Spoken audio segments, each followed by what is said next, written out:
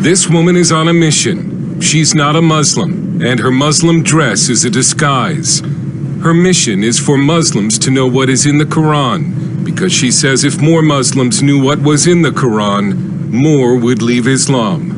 Mona Walter came to Sweden from Somalia as a war refugee when she was 19.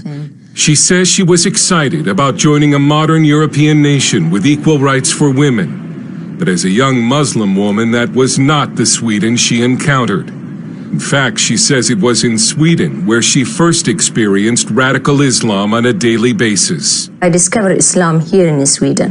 In Somalia, you're just a Muslim. You're just born into Muslim country without knowing the Quran. But when you come to Sweden, then you go to mosque. And there is a Quran, so you have to cover yourself, you have to be a good Muslim. Walter says she grew up in Somalia never having read the Quran. So I didn't understand what I was part of. I didn't know who Muhammad was. I didn't know who Allah was. So when I found out, I was upset. I was sad and I was disappointed. She says she discovered that Allah is a God who hates, and that Islam is not a religion of peace. It's about hating and killing those who disagree with Islam. It's about conquering. Muhammad, he was immoral. He was a bloodthirsty man. He was a terrible man.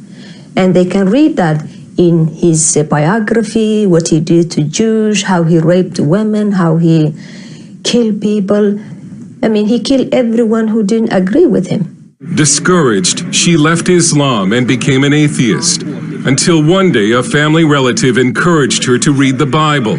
She still remembers the first time she read Matthew chapter 5, verse 44, where Jesus said to love your enemies and pray for those who persecute you. It was very strange for me, love your enemy, because in Islam you have to kill your enemy. Kill your enemy and kill everyone who refuses Islam. But Jesus Christ, it was all about love and peace and forgiveness and tolerance. And for some reason I needed that. She went to see Pastor Faoud Rasho, a Syrian immigrant who ministers to former Muslims in Sweden. She started to believe, and she came to me. That was the beginning of her trusting. I was so happy. I was filled with joy. Then I accepted Jesus Christ.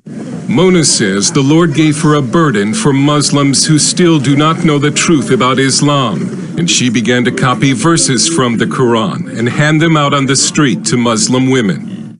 Sometimes they listen, sometimes they become very upset, and I just told that, you know that your husband, he have a right to beat you if you don't obey him. And say, no, he does not say that. Yes, it says that.